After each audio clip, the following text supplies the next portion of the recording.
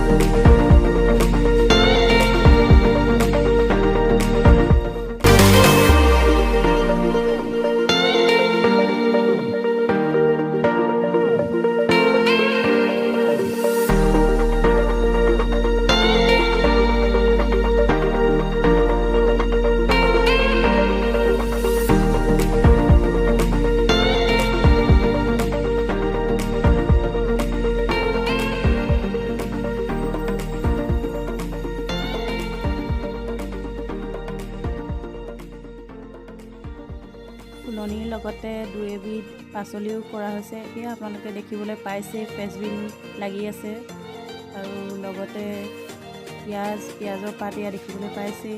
তাৰপিছত আকৌ জলকীয়া দিছোঁ আৰু এনেকৈ এয়া ৰঙালাও মাছৰ কাৰ্টুনতে কৰা হৈছে। ৰঙালাও গুৰিবোৰ খুচৰি দিছোঁ যাতে ৰঙালাও গছজোপা ভালদৰে বাঢ়িব পাৰে।